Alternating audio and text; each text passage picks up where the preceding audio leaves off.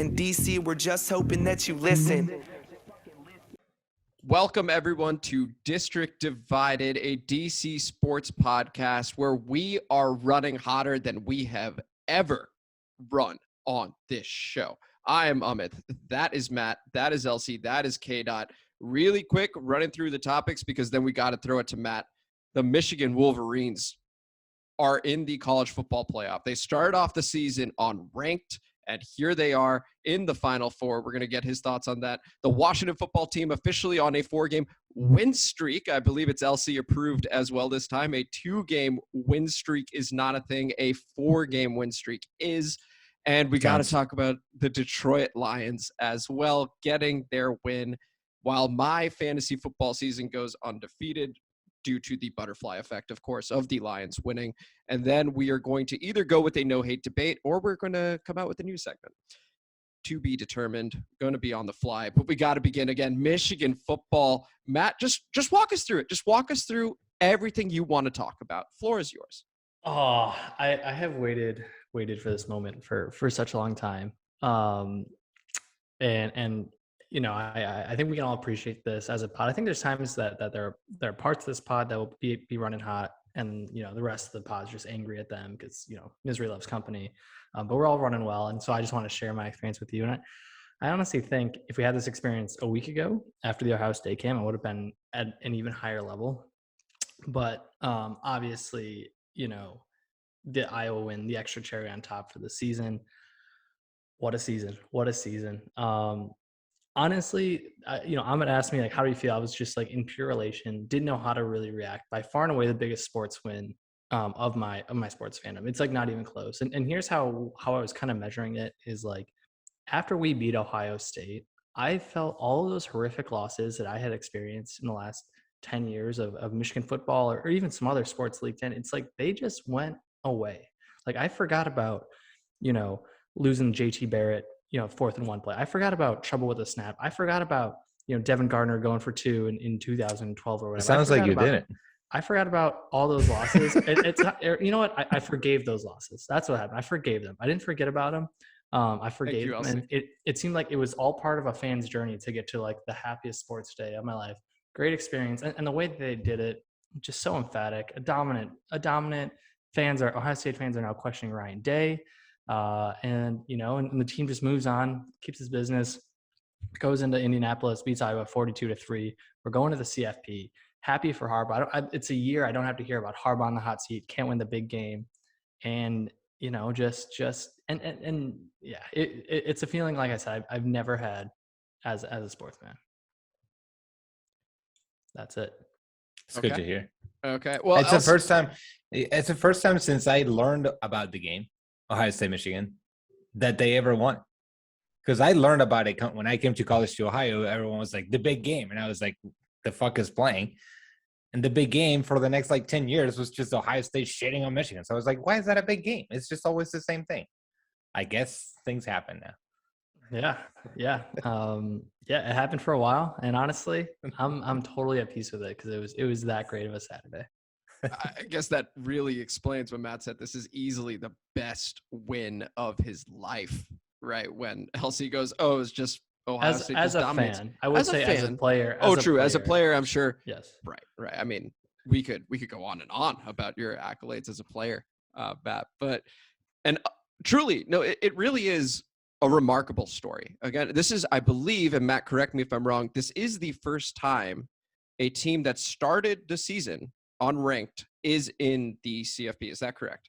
That is correct. Yeah. Okay. So this really is historic. So it's not just great for Matt. It's great for college football. It's great for Michigan. Great for Harbaugh because there have been concerns about his long-term ability to be coach of the Michigan Wolverines and what he would do next. I don't think there's any doubt now, at least not at this very moment. Kadeen, what are your thoughts on the college football playoff in general? And of course, are you going to congratulate Matt on his biggest win as a fan? Ooh, that's a toughie. The idea of Michigan being good in college football, I think, is a good thing. You think historically, Bo Schembechler, the Lloyd Carr years, like the idea that Michigan is a good football team, I think, is overall good for college football. But in the same way that I think Notre Dame being good at football is good for college football, even though I can't stand either one of these fucking teams. Like the stuck-upness of Ann Arbor.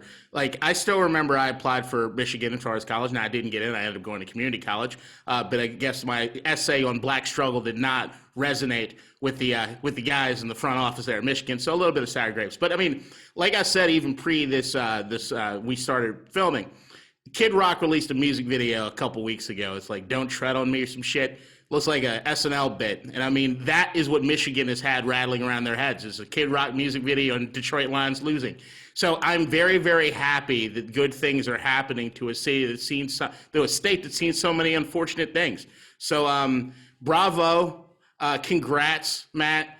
I'm cheering for you. I still hope you guys lose because, I mean, crushing defeat at the end is all I want to see as far as my Michiganders. But good luck so far, bud. I don't even know if I could have a crushing defeat at this point in time. That's the thing, is that there's nothing that can break a Michigan sports fan. There's nothing. like at this point in time, I think at this point in time, like, I'm good on the season. Obviously, I don't want us to get crushed in the semis, but like, it's been an unreal season. That's brought me so many good moments. So a loss in the semi, obviously, it would suck, but like, you know, I'm gonna get over that loss, I think, relatively quick. From a more objective perspective, you're saying even if you lose in the college football semi, yes, it'll hurt in the moment, but overall, a very successful season. Yeah. You're so happy. Probably would this be the best season you've experienced as a fan? Not just Michigan football. Now I'm talking across the board, because you've had some great Red Wings teams. You've had the Pistons teams. What do you think? Yeah, it's been a little while. I mean, I personally think, the seasons that jump to my mind, I would say 2004 Pistons, of course, beating the Lakers in the finals. The Red Wings titles. I mean, the Red Wings are a little bit different because were seemingly favorites in every single year. Maybe you would say the 2018 beating the Penguins, that was salary cap era, a little bit different, but 04 Pistons for sure. And I think the 2006 Tigers, they lost in the World Series, but kind of a team that came out of nowhere went to the World Series. That was great. Michigan basketball, 2013 is my senior year. We went to the finals. So some great moments there. But I don't know, maybe it's recency bias. It just feels like this is the best year. I think there is some recency bias, and I can make some cases for other things, like, and probably 2004 when I was a kid, I was maybe a little bit more into that team and that sports team, and it was like the whole city that I was in. I was living in Michigan at the time, so like everyone at school was talking about it and was surrounded. Now I just got to go on this podcast and vent to you guys. But outside of that, this feels like the best. Now, if they get the doors blown off them, right, by Georgia, whoever, is Jim Harbaugh back on the hot seat? No. Is it over? No. It's over? Because I did realize that I was on another podcast last week, and we did a Harbaugh joke, and everybody got it. It was like the Harbaugh that matters was John, and he got this other Harbaugh just doing shit, and it was just sort of like the joke already after a week feels like, oh, we can't make that one anymore. So I mean, the thing about the Harbaugh hot seat is, yes, from the outside looking in, it looked bad, but like since he's come here, like, we've been a top 10 program. He's had 10-win seasons now 3 times. And yes, there is this ultimate hurdle that he hasn't been able to get over, but in many ways, like, now he's gotten over it. And we have not been a trash program, right? And like, I was there during the Rich Rod and Brady Hoke years. Like, we were a bad team then, in a downward. Like, so we have been a good program. And obviously, as you mentioned, I think Michigan, we do view ourselves as the elite of the college football. We weren't quite in, but we were right there. So I think Michigan fans, constantly had to defend Harbaugh and defend keeping him here, and it's just a relief that we don't have to do that. He's our guy. Like, it's the hot seat would take many years for it to be back to hot. Okay, fair enough. Karn, here's a question right now. Given how hot Michigan is riding, again, 42-3 win in the Big Ten championship game against Iowa. So, I mean, a shellacking. I've got a couple questions. One, do you think that there was any way to avoid Georgia in the semifinal? Do you think, like, if Michigan were 1, they would just make Georgia 4 so that you played them because they didn't want to do Alabama, Georgia in the semifinal? Or do you think that there was a shot at playing Cincinnati and finishing 1? Not with the results that happened. I could have seen it. I really don't. I mean, I can't imagine that they would have put Alabama, Georgia back playing in the semifinal. That just doesn't seem like it would have been good for ratings and whatnot, or fair to the schools. I don't know if that's important to them. Yo, So fuck fair to the schools. This is Michigan football we're talking about. First time they've ever made it. yeah. I mean, that's We're here true. to talk That's about true. fair. We're not But- analysts. Let's exactly. get into it. So I mean, you would make the case Alabama has the best win out of any team, that's in the playoff. They probably have a worse Win loss against than us, Auburn. but Yeah. or yeah. So yeah, sorry about that heartbreak. But aside from that, you know what? I don't think it really matters that much. It would have been great if we could, played Cincinnati or Oklahoma State. That was like maybe going into that day, or if Georgia closed out their business. But at the end of the day, we're gonna be playing one of those schools. So I got no problem playing Georgia. 9-point dogs seems like a little bit harsh, but hey, I saw 7.5 more recently, so I think it's starting to drop, or it just depends on the book you're looking at. I'm going to save that second question for later. We're going to transition to talking a bit more locally. The Washington football team, 4-game win streak, and I'm speechless. Honestly, I'm speechless because at 2-6 with the bye, KDot and I, we did the Washington football team preview show. I said, yeah, we'll beat Tampa Bay because they're so hurt, and fuck it. Taylor Heinicke just happens to play well. What happened after that was KDot predicted a win in all 3 of those games. And I was like, no. And they have continued to win, and they have found ways to do it in crazy circumstances. Chase Young out for the season. Montez Sweat has been out the last 4 games. And KDot, what's going on? Like, what is going on with this team right now? Because it doesn't make sense to me. Matt at one point asked me, am I still in on Taylor Heinicke? And I said he's a good backup. I had to concede the point at 2-6 and did say if we beat Carolina, I'd be all the way back in. And I am all the way back in. Like, all the way back in. What is going on, KDot? Can you please explain this to me? It's momentum. Like, that's the thing to me, is like, when you called we were going to beat Tampa Bay, which is something I hoped for, I thought you were out of your fucking mind, right? Like, that was the thing. It was like, I just thought the caliber or the quality of talent that they had on that team. Once that happened, to me, it was like, all right, we're playing with the house's money now, all right? Like, it's just go out there and fucking ball. And I think that's the thing, is that I look for patterns more than anything. And if I'm looking at the patterns of the Washington football team over how many years, I can remember anytime we go on a run or anytime we make the playoffs, it includes a run. And it's usually a run after a bye. And it's usually like something happens and then we're trajectory and it moves towards that. So it's like, if I'm following our track record, it lined up that, all right, we might be going for a run. Then if you also look at a lot of Ron Rivera teams, there are a lot of teams that finish seasons stronger than they start seasons. You can even see early in some of those games where we were 2-6. You remember all the stats. We didn't score in the first quarter. We were never scoring on first opening drives, but like we would get better as the game went on in a lot of those games. We are a second half sort of team. It just is what it is. I don't know why. And I think recently we've been doing more at the beginning of games, which has been really, really nice. But what we've been doing as far as momentum and as far as the attitude that this team has does a lot to dictate to other teams that this is what we're going to do. If you're winning the time of possession, you're running the ball down people's throats when they know you're going to fucking run it, that is winning in the trenches. That's an offensive line that, regardless of who's there, is going to punch you in the fucking mouth, and we're going to move down the field. And you've got a Taylor Heinicke who is finally they've let him do his thing, and also they've been teaching him, hey, if you see X, Y, and Z, don't throw that. And he's been listening. He hasn't done the Favre thing, which is they go to Favre, hey, you see X, Y, and Z, don't do that. Oh, you bet? You think? I'm totally going to show you I can fucking do it. I think Taylor understands to a certain degree he does not have the same arm strength that he has. It doesn't mean he hasn't had the balls to make the throws. And I think that's the thing. You got a guy with the memory of a goldfish, doesn't give a shit if he does make a mistake or something bad happens, and he goes back out there and tries everything he can to get the ball down the field. You have that mentality with an offensive line that is punching people in the mouth, and a running game that is fucking working, and a defense that has finally come on. The secondary, we got the lineup right, finally. There's still some things I see as far as how far they're sitting back off coverage that concerns me. But the thing that we were waiting for is when the defense was going to wake up. William Jackson struggled early. He's finally started to get his feel. We were trying Benjamin St. Juice. He was getting beat too goddamn much. So what'd they do? Danny Johnson moved the slot. Fuller, you're backed outside. It's working.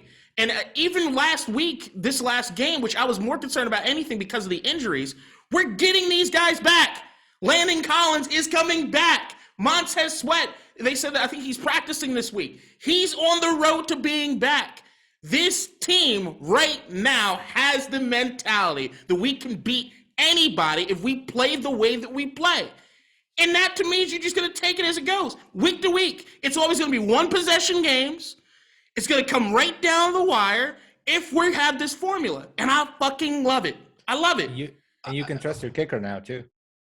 Not for the couple weeks they'll be here, yes. Right. Well, actually, so it turns out Brian Johnson, 9 for 9 on field goals in his career. He's Bethesda native, went to Gonzaga for high school. It's feeling very fairy tale-ish right now. And we're still in the middle of the season. We have 5 division games left. But Elsie, I'm going to need you to talk me down from cloud 9 right now because I sincerely believe we are not going to lose another game. I don't know what's going on. I can't contain myself. This is just, if we beat Dallas, so help me God. So help me God if we beat Dallas this week at home.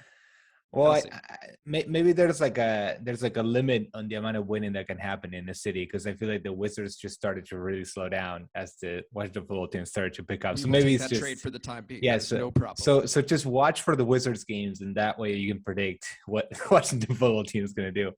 But I mean, I agree with Kareem that momentum is huge. I think in these kind of sports where you also have, it's so like focused. A game a week is actually very little. So like you put so much into those. They're 4 hours, but there's like how much actual game time? Like 40 minutes, 48 minutes? No, 60 minutes. 4 quarters, 15 minutes. Right. Doing a lot of math on the fly. That's really hard. The actual game time is like 11 minutes. So I'm being 11, generous. 12 minutes or something insane like that, right? But it's it's really, really focused. So like I didn't say, like you can, it's going to come down to very specific plays and coming down to last possessions. It's going to come down to making that kick, for example, right? In the last game, like those are the things that are going to make the difference of whether this team can get $1 for Amit on that 500 bet or not. That's the main reason we all care. That is correct. That I actually saw the headline. I think it was Washington Post. I was like, WFT makes it to 500, and I was like, oh my God, the dollar bet. That's a big deal. So you got to keep track of that one. But I think right now they got to keep riding the wave. It would be really interesting to see how they play against a team that is that they're expected to win as well. Like I think sometimes when you play against somebody like Tampa Bay, you're like, I got nothing to lose, right? Like I'm just gonna go out, give absolutely everything. Worst case scenario, like we lose like we're expected, it's fine. But I'm gonna absolutely give my best.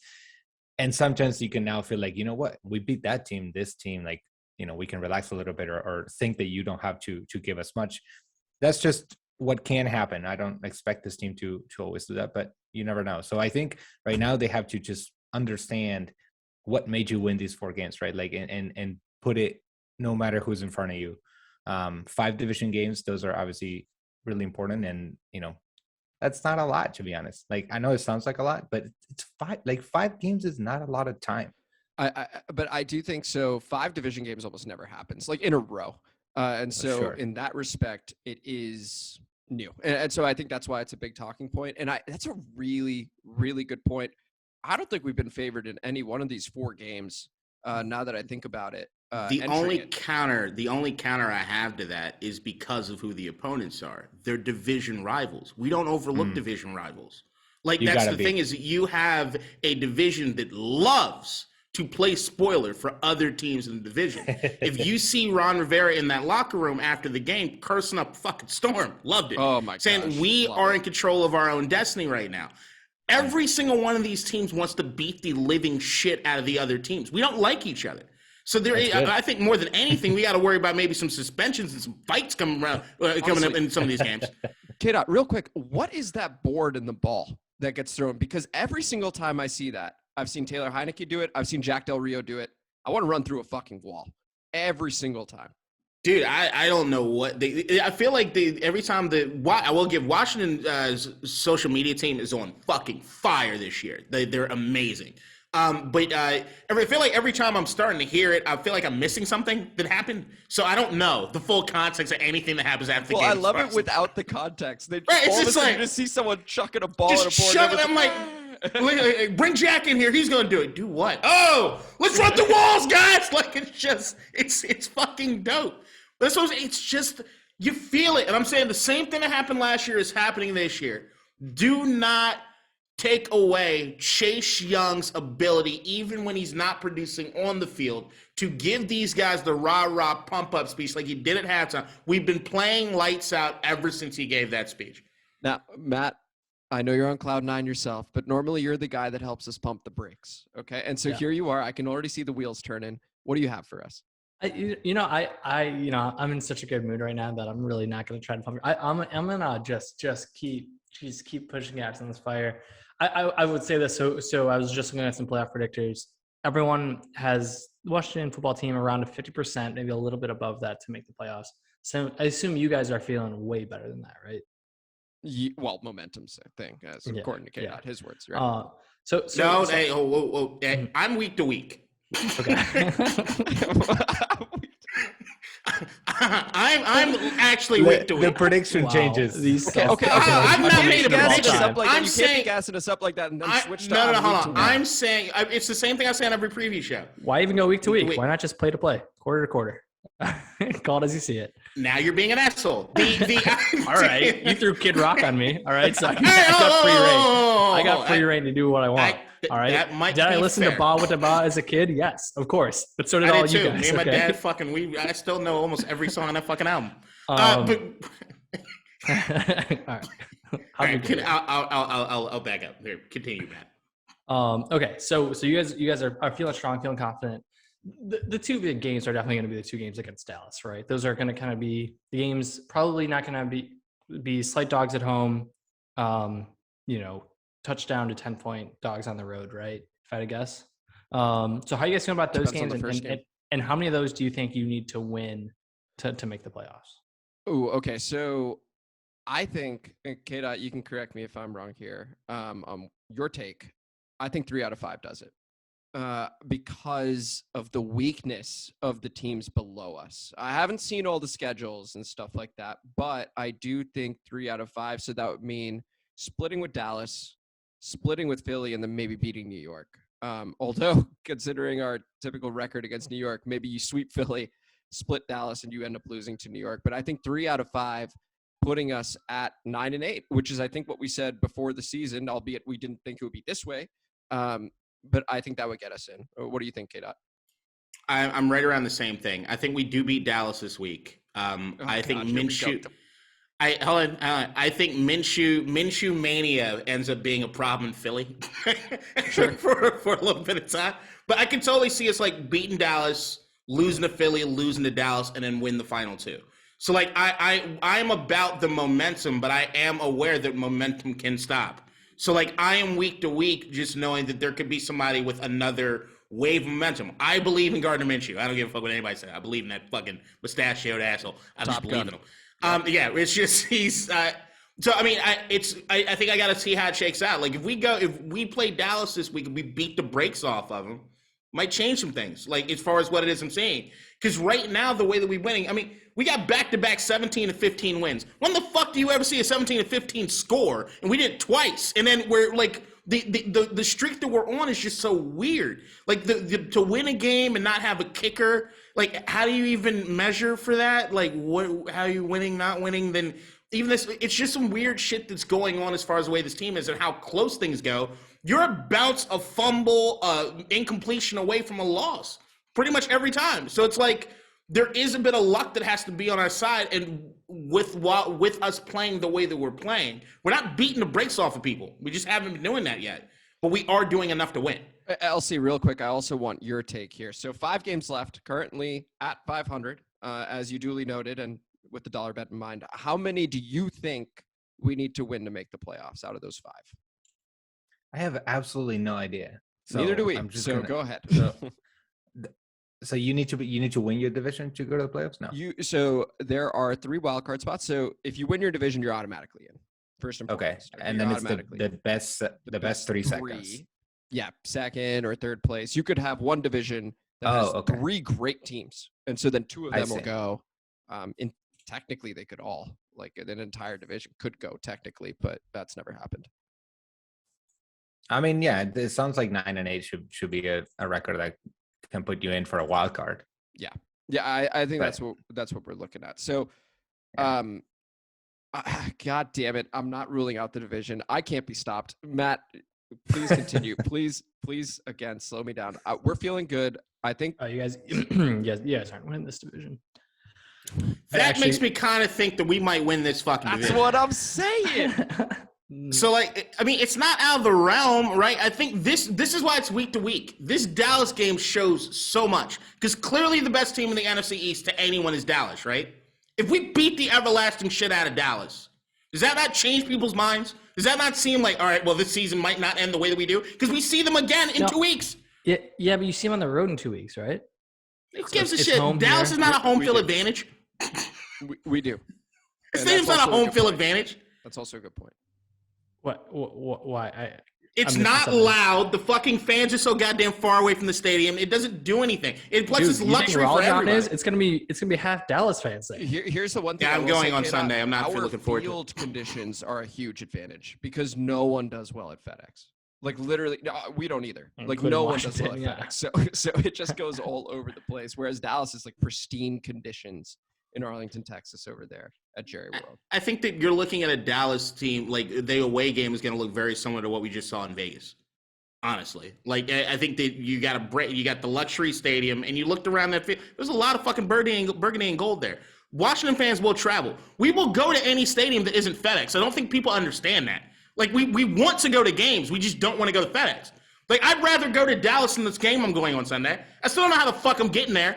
I don't want to take the metro. I don't want to walk with a bunch of fucking COVID people, and I don't want to drive. It's a pain in the ass. Is it more convenient to fly to Dallas and go to that stadium? I would have so think it so, too. would be a much better experience overall to fly to Dallas, go to that, like catch an Uber in, hop out, fly back than it is to go to FedEx. Oh, real quick, shout out. So KDot and I separately went to the Ravens-Browns game. Shout out the Jumbotron, person who controlled the Jumbotron was on point during that game because that person had angles that not even NBC had for that Sunday night game. Whenever there was a 50-50 call, this dude would show a different angle and everyone would be like, oh, and then another angle, oh, and then another angle, oh. It was like, how'd you even find that one? It literally changed the game. When the game was on the line, they would show Ray Lewis, and literally Cleveland gained 0 yards. Each time they showed Ray Lewis, 0 yards. Ray Lewis was just trying to eat a hot dog. He wasn't even paying attention, and Baltimore suddenly turned into the 2000 Ravens. So we need to hire that guy over at FedEx. I just wanted to quickly point that out there if you're somehow watching this. Great job. Jesus. I've never seen a home field advantage quite like that from a Jumbotron. Well, I mean, speaking of home field advantages and win streaks, I think we got to talk about my Lions. We do. We got to talk about my Lions. We do. Shout out the Detroit Lions. 364 days without a win. The state of Michigan is, well, from a sports perspective, on cloud nine. Yeah, The Detroit Lions. My God, go ahead. my God. I mean, just what a great moment at Ford Field. I think there were people crying. I'm pretty sure there are Lions fans who are like, Lions fans 1, Michigan fans 2, that were happier about that win against the Vikings than like Michigan beating Ohio State or Michigan winning Iowa. I'm pretty sure that was the case. I don't know if you heard the field noise when we hit that throw. It was one of the loudest things I've ever heard, like on TV or in a broadcast. Unreal play. Jared Goff, quarterback of the future, just a stud, just a stud, Momentum. just a stud. Dan Campbell. I'll say this: it was a really good moment. A really good moment in the locker room. He's cried a lot this year. I'll say that it's a lot of tears. But I think they're all been good. You can always spin tears coming from Dan Campbell. So I think they're good tears. Obviously, the tributes to Oxford High School, very, very nice this week. So a very nice moment. And would I normally take this moment to crap on Lions fans and say we're going too crazy on this? Would I say, my God, that halftime performance by Big Sean was the lowest production value I've ever seen for a halftime show I've ever seen? I mean, he was just rapping on like an iPhone camera. They just stuck a GoPro at his feet and said, just sing into it. It was awful. And that they did Big Sean pretty dirty at halftime. Not going to lie. Probably spent too much production value on Kid Rock. So our priorities are not in the right order, but maybe they're just like, you know what? No one's watching it. It's Andy Dalton. It's Tim Blau. So, but hey, shout out Lions. Want to know? Hey, you want to talk about momentum? This is momentum. Here we go. Is that a streak for y'all? That's a streak. It's In a 1 game Detroit, streak. that's a streak. Yeah. It's a streak. In I think Detroit, we've not lost 2 out of the last 3. Yeah, that's actually true. And undefeated in the month of December, might I add. The Detroit Lions in December, look out. Is anybody allowed to discuss how much both teams wanted to lose that goddamn game? Like, Wait, can we quickly, because we are a DC sports podcast, can we quickly shout out how hilarious it is that Kirk Cousins finds himself in situations like this constantly, no matter what. He went for 340 yards and 2 touchdowns, and he always finds a way to toe the line of it's not his fault, but there he is in front of a losing team quarterbacking them.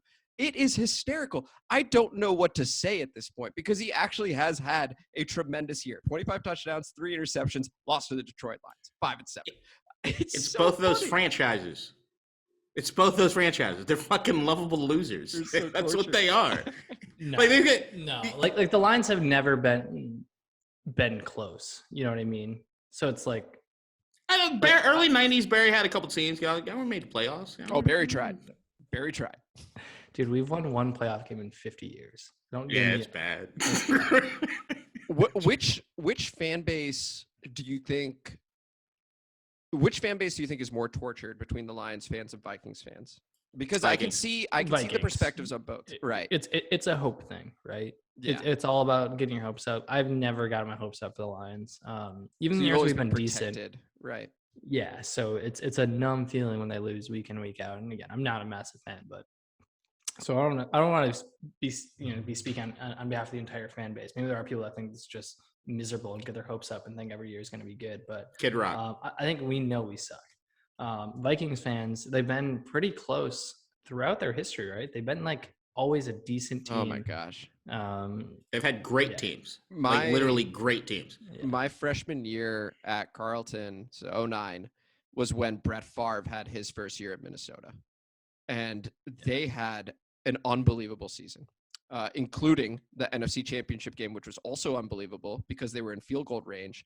And Brett Favre does what Brett Favre does, throws across his body when they, again, are in field goal range, throws an interception against the Saints. Next thing you know, Saints win that game, end up winning the Super Bowl.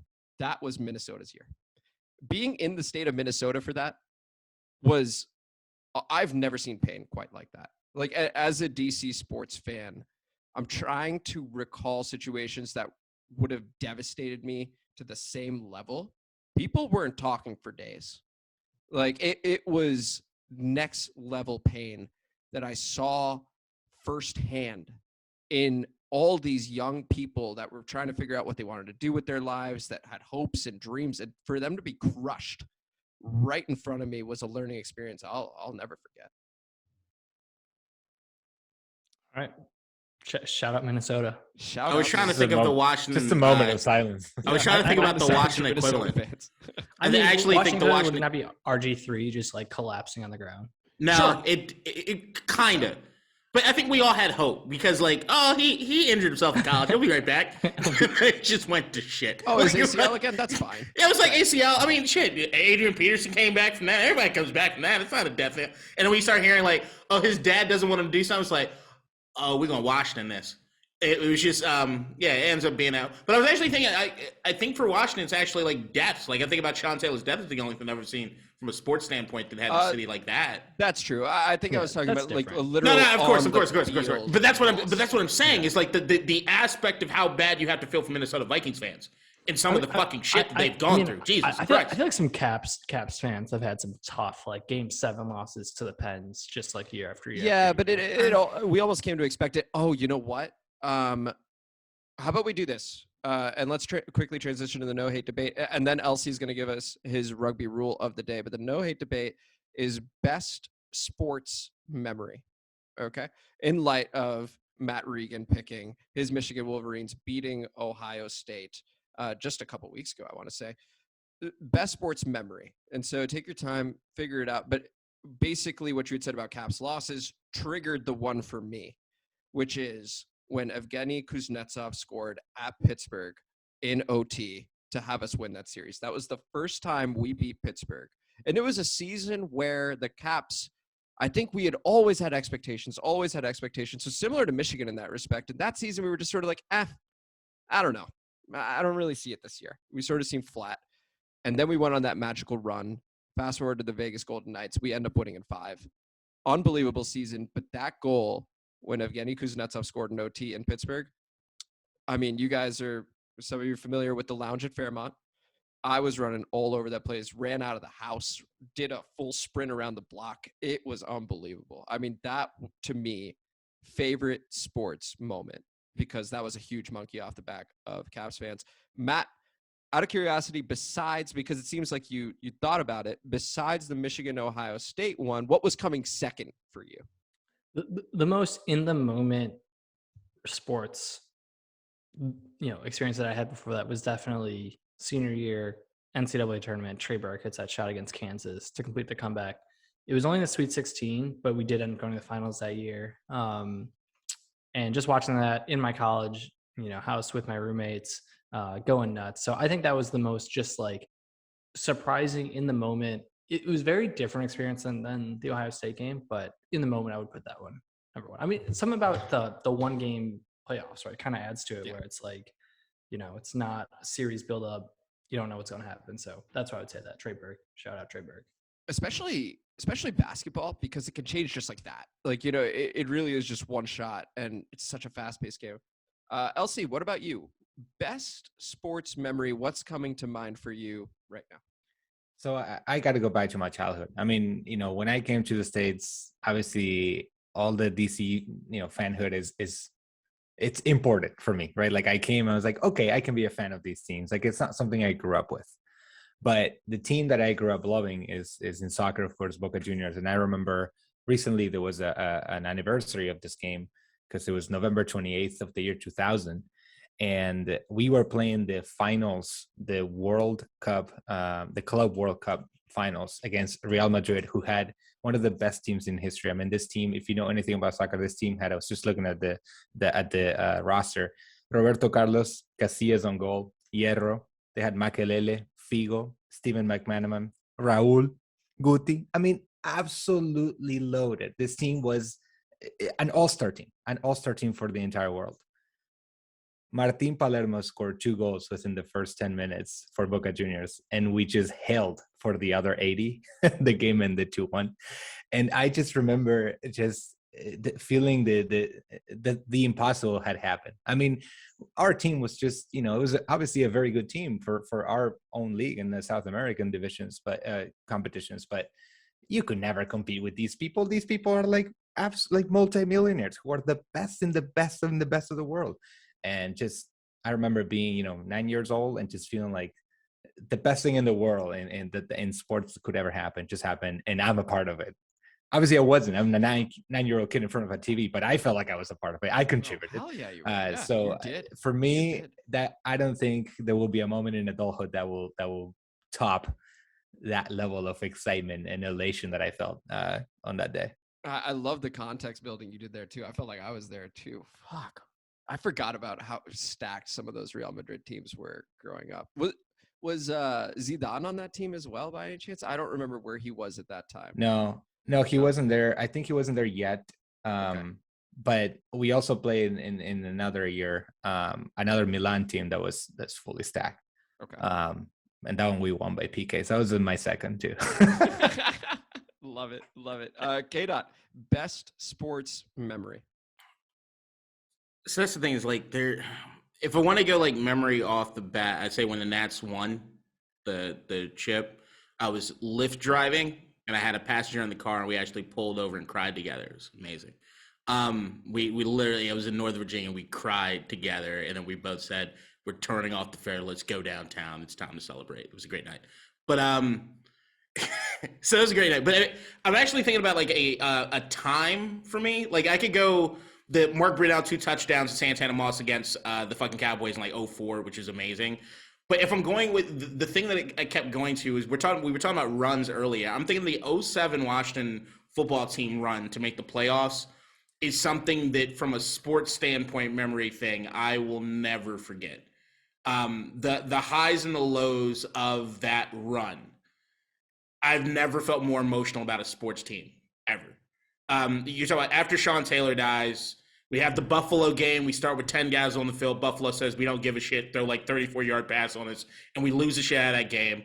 The team's like just reeling off the funeral. Then I'll never forget. I'm on Rockville Pike in my Jeep, my '94 Jeep Cherokee. I had to go record a basketball game for my brother because he was a coach for basketball, and we're playing the Chicago Bears that night. And Jason Campbell goes down, and Todd Collins comes in. And I remember I pulled onto the sidewalk. I pulled my truck up on the sidewalk of Rockville Pike. It's the first game I had ever missed watching live on TV. And I beat the shit out of my steering wheel thinking it could not get any lower than this.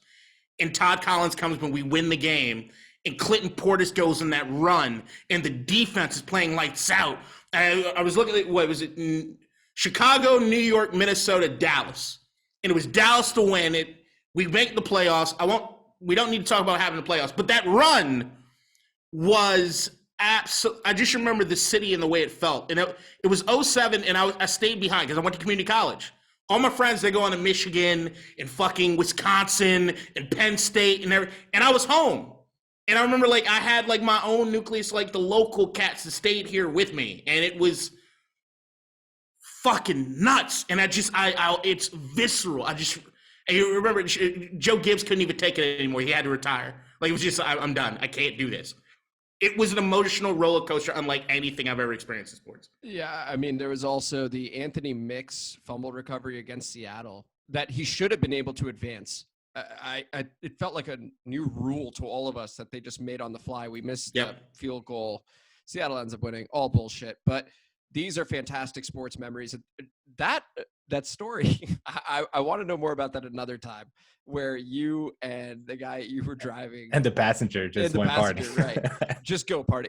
I'm looking forward to that story. I just feel like for big games, you should start driving, and you just I'm pulling over at some side of the road. I mean, that's two for two. There is actually a YouTube channel that got started called Humans of Rideshare, and I was doing interviews with passengers in my list because of how many Lyft stories I had. I never actually had anything hit the light, but I have tons of footage, and it was the most fun I've ever had doing any job. Well, I'm very, very much looking forward to uncovering that sometime. But we got to conclude the show. But before that, LC has committed to giving us a rule of the day in rugby as we continue our rugby literacy program here with Dr. Congratulations, by the way, LC, on finishing your program and being a doctor officially, while Dr. LC teaches us about rugby. So, LC, the floor is yours. What is our rugby rule of the day? All right, so we'll learn about the scrum first by Kadeen's request. We'll learn about kicking and all the rules that come with it. But today, since we're talking so much about football, I thought that we could go over the tackle and particularly some of the differences that are in football. So if you're listening to this, you like football and you think you may want to give rugby a try, here are a few things that you should know so you don't get red carded on day one. Because I've seen that happen. I've seen people who just join from football, do a football tackle, and the ref is like, yeah, this is not football. Here's a red card. See you next week. So here's how not to do that. So the first thing is, you know that hit that you love in football when the guy just slams his entire body at somebody who was sort of not expecting it and just hits him, everything's gone, like balls out, helmets out, everything. You can't do that. You have to wrap with your arms. So you have to actually try to wrap the player with your arms, which is a safety thing. You also want to bring them down, actually. So there's none of that, like, if the players are all standing up, they don't stop the play like they do in football. So you want to actually bring them down with your tackle. Once you have tackled them, unlike in football, the play doesn't stop. So it's dynamic, it continues. So you as tackler have to release the player and fully release them before you can actually contest for the ball again. You'll see this a lot, and sometimes as a penalty where a player will tackle the player, kind of like barely leave their hands off the player and immediately go for the ball. That's a penalty. That's an infraction. You cannot do that. You have to release the player, let them put the ball back, and then you can go for that ball. One more thing that I want to tell you, and I think you can sort of find this on YouTube, and it's really interesting, which is something called the French tackle. which is it's almost like a last resource kind of thing. When a player is running, in front of you, like he's past you, he's faster than you, you're not going to get there. And you'll see some professional players do this. It's a jump, obviously a dive towards the player, but you try to push their back foot towards the other foot so that they trip. So basically you sort of just tap them and move their off foot off balance so that it hits the foot that is being, the base on the ground, and then they trip. You're And almost then like obviously- lassoing them. And Yeah. like pulling their feet together. So hitting them. Yeah. Okay. Yeah. So that's, obviously perfectly legal. And it sometimes can save a try. Another thing that is also true about the tackle in rugby is you can grab people by the jersey. So like in soccer, you cannot, like that's a foul. Rugby, you can grab them by jersey. That's not a problem. You cannot, however, grab them by the neck or sort of the neck and head area. You cannot do it.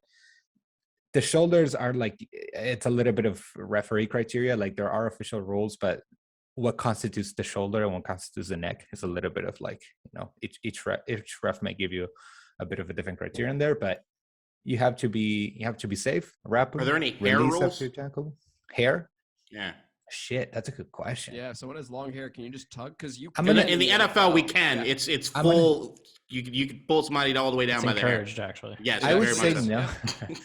I would say that constitutes like head. So I would say probably not, because that's like, what's the difference between grabbing their head and grabbing their forehead? I mean, their hair and forehead, right? Like you're pulling their head after all. So I would probably call you if I saw it. I don't know if that's true, but You're making more sense than the NFL does. Yeah, I haven't seen it. Should we? I'll should tell we you get what, together- though. Should we get together and practice rugby tackling? on you each other? should. I'll tell you what though, there are, especially in the Pacific teams, like the Australian, New Zealand teams, there are some incredible mullets that you should check out, and they're very grabbable. So I'm assuming that it's not in the rules, because those would be being pulled constantly. Maybe you get They one. are just long. You get one pull. one per a game. day. Yeah. I am a sucker for a fucking mullet, man. I trust any man with a mullet. I don't know why. You're wearing it right there on your head, man. You know what you're about in life. It's fucking dope. I'm sure Kid Rock has rocked a mullet at some point. No, he is not, unless it was in the movie Joe Dirt, and it does not count as a fictional character. I'm looking forward to doing this thumbnail. See if we can Was he find in Joe that Dirt? bullet Kid Rock. Big time. Big time. That's when he made it.